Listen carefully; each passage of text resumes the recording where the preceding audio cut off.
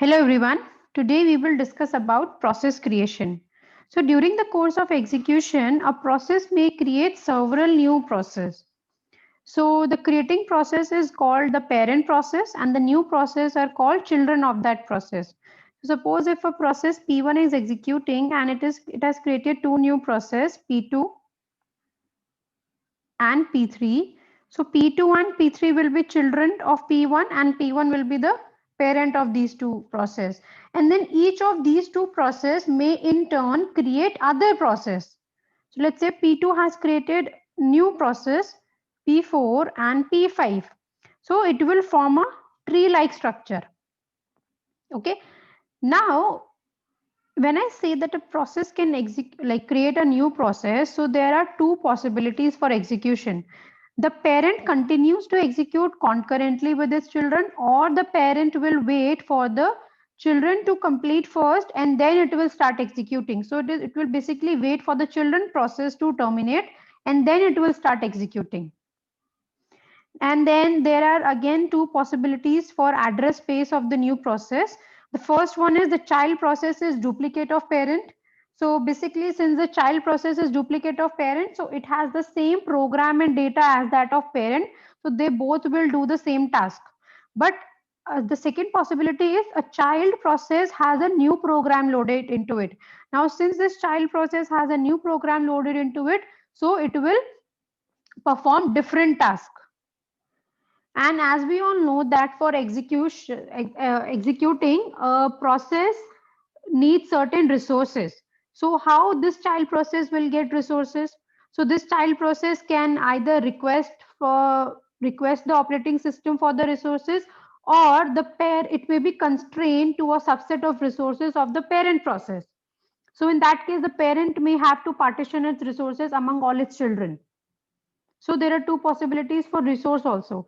Now, in addition to supplying various logical and physical resources, the parent may pass along some data to the child process, like some input. Let's take an example, like suppose a process is created whose function is to display the content of a file.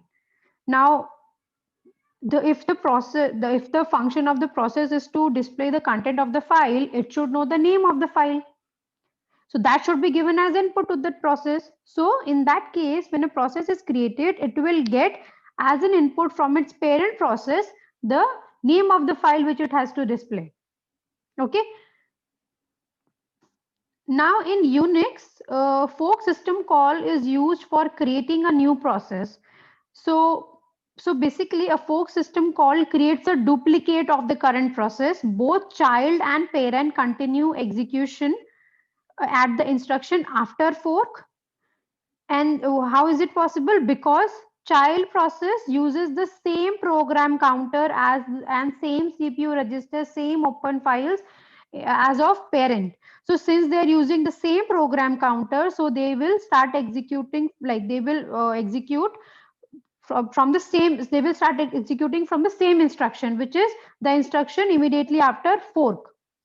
So and then this fork system call returns three values, like if it returns a value less than 0, that means there was some error and the child process was not created.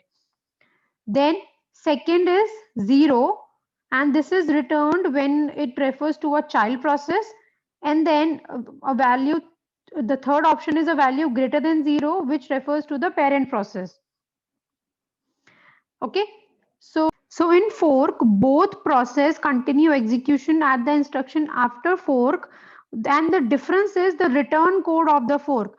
0, as I have told you, 0 is returned for the child process, and then a non-zero value uh, is returned to the a non-zero value, the process identifier of a child is returned to the parent. And then a value less than 0 is returned when there is some error while creating a child process. Now let's discuss this fork system call using this example. So you have this fork system call here. So let's say this process is P1 that is executing, and then at this line you have fork system call. So this is your, I'm just writing F for it, and then you have your print statement. Okay. So when this fork system call executes, so it will create a new child process, let's say P2. So this now, since fork creates a duplicate, so the child process will have the same program and data. So since the program is same, so the statements will be same.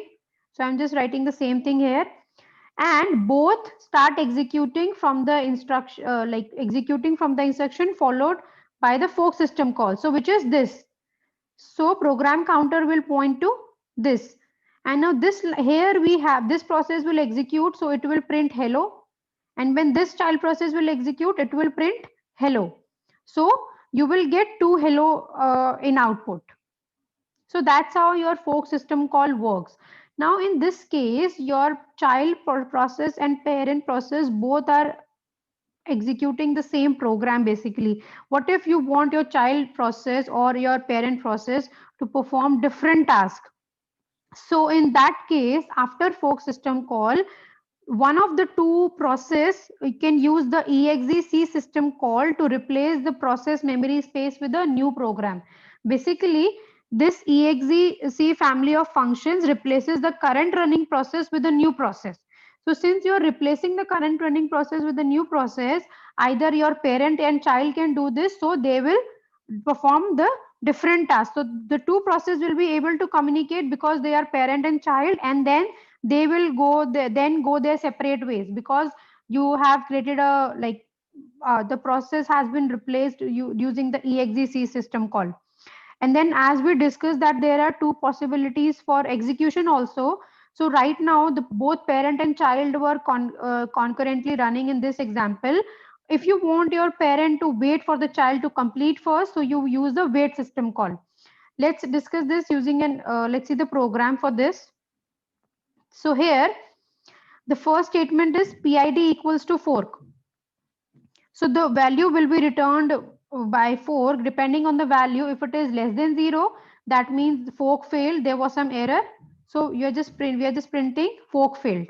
But if the PID is 0, which is returned in the case of child, that means the child process is executing, and here we have execlp, which is one of the family of exec system call, function of family of exec system call, which replaces the current running process with a new process. So here you are replacing the child process with this new process. So basically this ls is a command of Linus, which list all the files, and this is for obtaining the directory. So you're passing the directory and the command that you want to run. So the child process will execute this thing. Okay, so even like suppose if I have anything after this, like if I have a print statement after execlp, this will not be executed. Why? Because we have replaced the child process with a new process. So this command will start executing this thing. So anything after this will not be printed, because now this is not the address space of child. You have changed the address space to this thing, this new process. So this will execute only. I hope this is clear.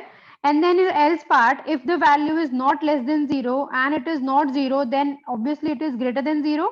And we know that it returns greater than 0 in the case of parent process. So here we have a wait system call, which is basically for if you want your parent to wait for the child process to complete first. So it is waiting for the child process to complete. So your child process will run this command, ls command, and you will get the output corresponding to that command, and then you will get the output child complete.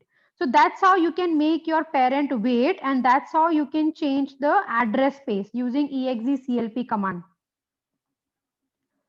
So this is the diagram. You see, if PID is fork, so if PID is greater than 0, that means parent process is executing. So the parent should wait for the child to complete first. So it will wait, and hence the wait system call will make the parent process move itself off the ready queue until the termination of child. And then if the child process is running, if PID is 0, it is executing this exec system call for changing the address, like basically the process memory space with a new program. And once it has executed that program, it will exit. So this exit system call like is basically for terminating in like complete when it will be invoked when the child process completes by either implicitly or explicitly invoking the exit system call. And once the child process exit, so the wait of the parent is over, so it can resume its work now. So I hope it is clear to you how you can change the like the process uh, you, process process address space using this exe CLP system call, and how you can make your parent wait. And if you don't want this, if you want your both parent and child to perform the like do the same thing, so you can see this example like here.